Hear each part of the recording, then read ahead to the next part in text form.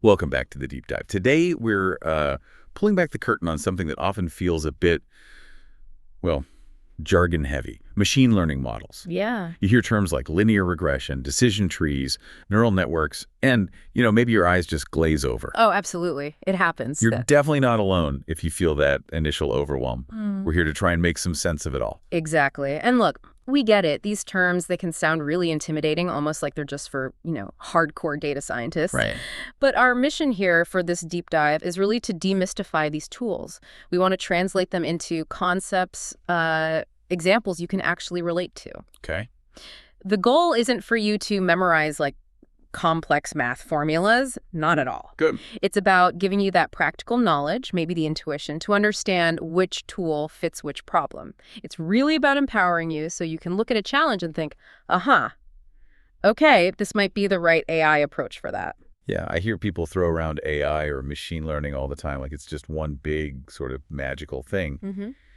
So is a machine learning model just a fancy algorithm, or is there something more to it? And I guess more importantly, why should we, or you listening, really care about understanding these models? That's a great question, actually. It gets right to the heart of it. Think of it like this. You're in the kitchen, right? You need to cut some fruit. You instinctively grab a knife. Yeah. You wouldn't reach for an axe. Hopefully not. Right. Because the knife is the right tool for that specific job. Machine learning models are exactly like that. They're just different tools, each one designed quite carefully for a specific kind of problem or task. Okay, so different tools for different data jobs. Precisely. The whole point of learning about them isn't really to become a mathematician. It's about grasping the situational application, knowing what model to use in what situation to solve whatever data puzzle you have in front of you. And just like with kitchen tools, using the wrong one can make a simple task way harder, or you might even, break something. That makes perfect sense. The right tool for the right job. But, in the world of data, the fruit we're trying to cut isn't always perfectly round, is it? No, definitely not. Are there situations where a model might seem technically right, but the results still feel, I don't know, a bit off? What are some early signs we might have grabbed the wrong tool from the box? Absolutely, yeah. That's where the deep dive really starts, isn't it? Knowing the situational application isn't just about what a model can do. It's also about understanding its inherent limitations. Right. So if your model is consistently giving you predictions that just don't pass this sort of common sense test, Right. or maybe it performs brilliantly on your test data but then completely falls apart in the real world, those are huge red flags. Okay, so watch out for that gap between testing and reality. Exactly. It often means the assumptions that are kind of baked into the model just don't line up with the reality of your actual data. Fantastic point. It sounds like knowing these foundational tools isn't just about learning names, but really getting a feel for their character, their personality almost. Yeah, that's a good way to put it. So let's open that toolbox. Let's look at some of the most fundamental models, starting with what's often called the classic entry point, linear regression. Right, linear regression. It's fantastic for predicting continuous numerical values. So imagine you're looking at house prices. Okay. Generally, the larger the house, the higher the price, usually. Yeah. Linear regression helps us predict that price by, well, quite literally drawing the best possible straight line on a scatter plot that shows the relationship between, say, size and price. So it's trying to find that line. Yeah, it helps us forecast a specific number. Its main application is really for problems where you need to predict a numerical value. Things like forecasting house prices, estimating salaries based on experience, maybe even predicting temperatures. So it's all about finding that straight line relationship. Sounds simple, which I guess is both a strength and maybe a weakness. When would that simplicity, that assumption of a straight line, actually become a problem for us? You've absolutely hit on its biggest nuance right there. While it's incredibly powerful for forecasting, linear regression's elegance is its biggest constraint. Right. It fundamentally assumes a straight line relationship between your inputs and the output you're trying to predict. Okay. So if the real world relationship between, say, age and income isn't a perfect straight line, maybe it goes up, then plateaus, maybe dips a bit later. Yeah, that sounds more realistic. Linear regression will still try to force a straight line through that curve. It might just miss the real nuances in the data that don't follow that perfect linear path, which really highlights why it's just one tool, in a much larger shed. Okay, so linear regression predicts numbers. usually with a straight line trend. Got it. Got it. But then I see logistic regression, and that regression part immediately makes me think numbers again. Yet, I've heard it's used for something totally different, classifying things, making choices. That feels like a trick. Can you unravel that naming mystery? You're absolutely right. The name can be quite a head-scratcher. Despite having regression in its name, logistic regression is fundamentally a classification model. Okay, classification, not numbers. Right. The regression part actually comes from the mathematical function it uses behind the scenes to estimate probabilities. But its final output, that's a category. Ah. Think of a doctor needing to decide if a patient is, definitively sick or not sick. Yeah. It's a binary two-choice decision. Yes, no. Exactly. Logistic regression excels at these kinds of yes, no, or either problems. It essentially works by drawing a decision boundary that separates the two groups. So it calculates a probability maybe of belonging to one group, and then it makes a call based on that probability. Like above 50% is yes, below is no. Precisely. It's ideal for those binary classification tasks. Things like filtering spam emails. Okay, yeah. Determining if a user might click on an ad, or even predicting if a loan applicant is likely to default. It gives you that clear yes or no by translating those underlying probabilities into a distinct class. That's a really clear distinction now, predicting a specific value versus making a categorical choice. But beyond those two, are there other approaches that maybe feel a bit more intuitive? Like how we might naturally try to solve a problem, models that don't feel quite so mathematical right off the bat. Oh, definitely. K-nearest neighbors, or KNN, is incredibly straightforward. Actually, one of the most intuitive ones. Okay. I often describe it like making friends in a new city. Imagine you move somewhere new, right? You're trying to find a restaurant you might like. Right. And AI using KNN would look at the K most similar people to you based on maybe shared interests, age, hobbies, whatever. Your neighbors, basically. Your neighbors, exactly. And then if they all love, say, Italian food, the AI would guess that you might like Italian food too. Yeah. It classifies a new data point based on what the majority of its nearest neighbors are like. That's such a relatable way to think about it. Yeah. So it doesn't try to build some complex internal representation. It just looks around. Pretty much. It's often called a lazy learner for that reason. Lazy. Yeah, because it doesn't really learn a general model during the training phase. It basically just memorizes all the existing data points. Yeah. Then when a new point comes in, it calculates the distance to all the known points to find its neighbors. Okay, so it's simple up front, but does the work later. Exactly. KNN works really well for smaller to medium-sized data sets and classification tasks because it's so intuitive and, frankly, simple to implement. But I sense a but. Well, yeah. That reliance on calculating distances to every single data point, that means it can become computationally slow. And memory hungry, too. If your data set is really, really large or has tons of features, it needs to keep all that data handy. Okay, that's a fascinating trade-off. Intuitive simplicity, but potentially slow and resource-intensive for big problems. Now, speaking of intuitive ways we make decisions, sometimes we ask ourselves a series of questions, right, Yeah. to narrow things down. Yes, absolutely. Is there a model that kind of mimics that step-by-step question-asking process? There certainly is. That would be the decision tree. It's very much like playing that old 20 questions game. Huh.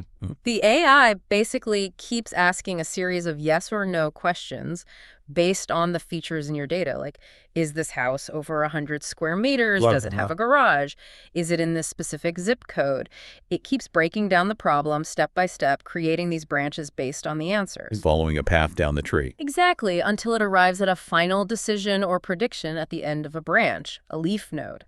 So you can literally trace the path it took. You can see the questions it asked to get to the answer. Precisely, and that's a huge advantage.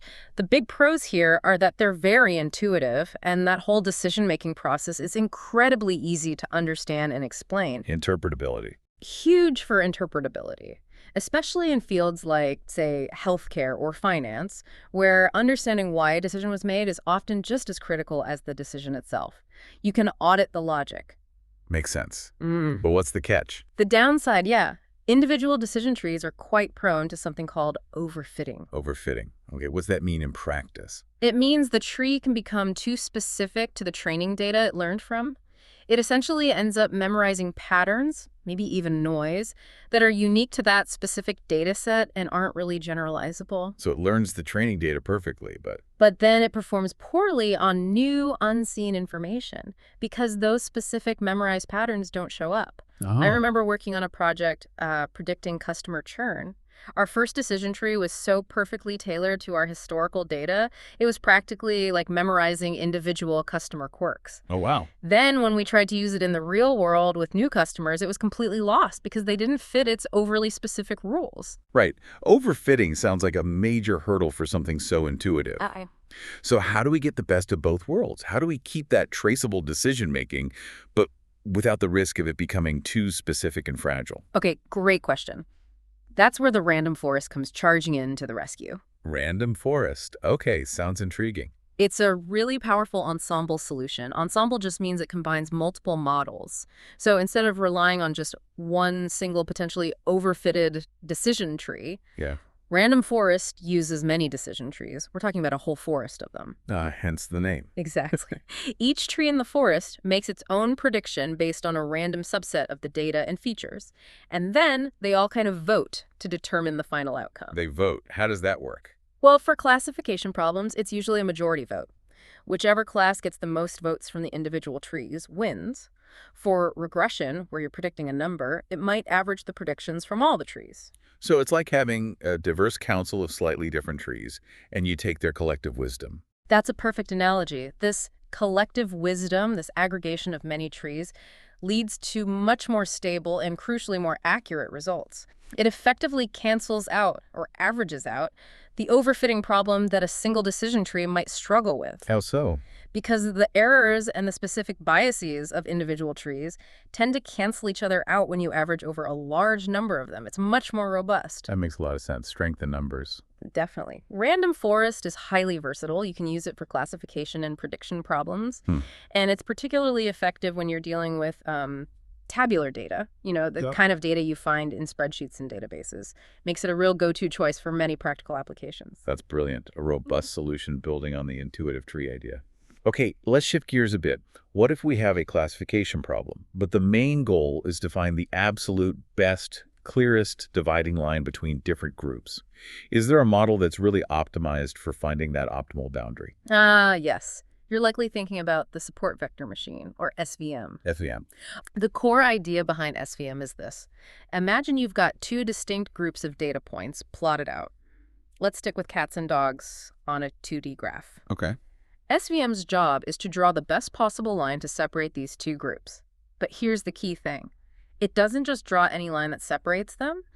It tries to find the line that creates the widest possible margin or buffer zone between the groups. Widest margin. So it pushes the line as far away as possible from the closest points in each group. Exactly. It finds the optimal boundary that maximizes that separation. It's like drawing a street down the middle, but making the street as wide as possible before you hit the houses on either side.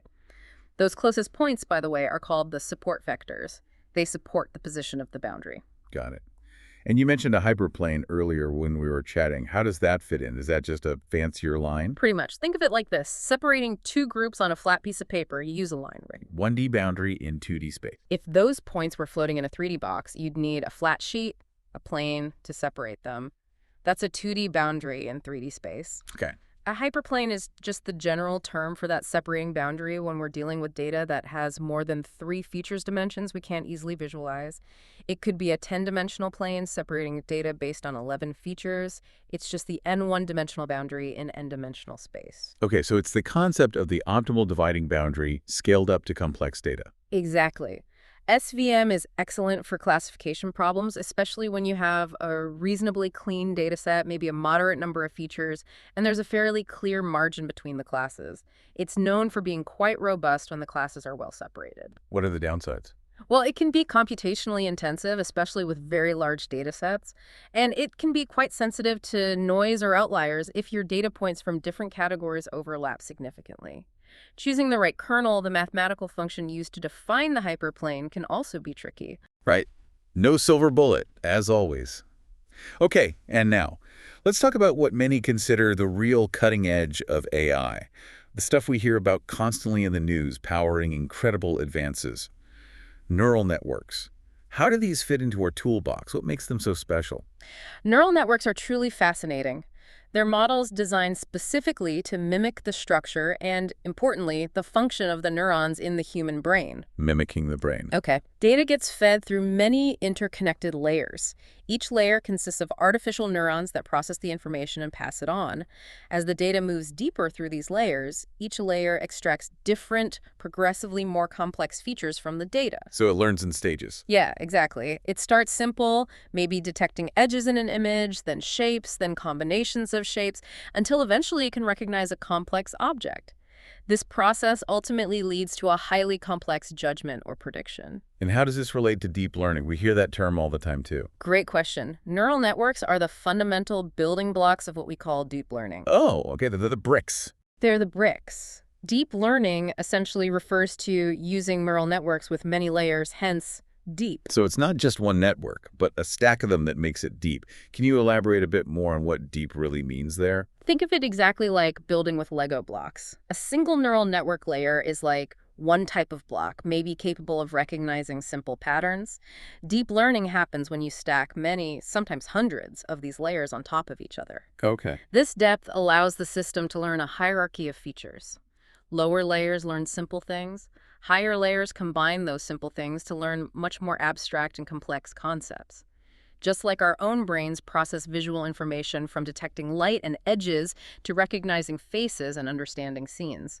This layered hierarchical learning is what gives deep learning models their incredible power. That Lego analogy really helps make the deep part click. So what kind of problems are these multi-layered brain-mimicking models really good at? They are exceptionally well suited for highly complex tasks. Think image recognition, differentiating cats from dogs with amazing accuracy, or identifying objects in photos. Right. Speech recognition, like what powers Siri or Alexa. Natural language processing, enabling machines to understand, interpret, and even generate human language. Things like translation or writing summaries. The really complex human-like perception tasks. Exactly. But they do come with some significant drawbacks. Okay, what are those? Well, first, they typically require massive amounts of labeled data to learn effectively. You need lots of examples. Second, training them requires substantial computational power, often specialized hardware like GPUs. It can take hours, days, even weeks to train a large model. So hungry for data and power. Very much so. And third, their complexity often makes them a bit of a black box. Black box. Meaning it can be very difficult, sometimes almost impossible, for a human to understand exactly why the model made a particular decision. It learned millions of parameters across all those layers. Tracing the exact reasoning is tough. And that lack of interpretability can be a real concern, especially in high-stakes applications like medical diagnosis or loan approvals. Yeah, that black box issue is definitely something to keep in mind, especially as AI gets woven deeper into our daily lives. Wow, this has been an incredibly insightful journey through the AI toolbox. We've covered a lot of ground. We have. Now let's try and bring it home for you, our listener. Let's make this really practical. Imagine you're faced with a common data problem. Okay, let's do it. Scenario time. All right, scenario one. If you, listening right now, needed to predict a continuous numerical value, say, you're forecasting house prices for a new neighborhood, or maybe estimating an employee's potential salary based on their experience level, which model from our discussion today would you likely reach for first? Okay, for predicting those continuous numerical values, like a price or a salary, your definite go-to starting point should be linear regression. It's designed precisely for those kinds of numerical prediction tasks where you need a specific number as the output. Okay, linear regression for continuous numbers. Got it. Scenario two. What if your task is different? What if you need to make a straightforward yes-no decision? For instance, judging if an incoming email is spam or not spam. Or maybe predicting if a user is likely to click on a specific online advertisement. Which model seems like a strong candidate there? Right. For that kind of binary classification, the yes, no, spam, not spam, click, don't click type of problem, logistic regression is a very strong, very common candidate. It excels at drawing that line between two possibilities and giving you a clear categorical answer. Perfect. Linear for numbers, logistic for yes-no choices. So Right. that's super helpful. We've covered so much today, really, from the elegant simplicity of linear regression all the way to the brain-like complexity of neural networks. It really drives home the point that these models aren't some kind of magic. They're just different tools, right? Each with its own strengths, its own weaknesses, designed to help us understand, predict, and classify all the data swirling around us. Exactly. I really hope if you're listening, you're starting to think about how these different tools might apply to problems or data you encounter in your own work or life. And maybe remember this final thought. Learning about machine learning models is really a lot like getting to know the tools in your kitchen. Okay. You wouldn't try to stir fry vegetables with a blender, right? It just won't work.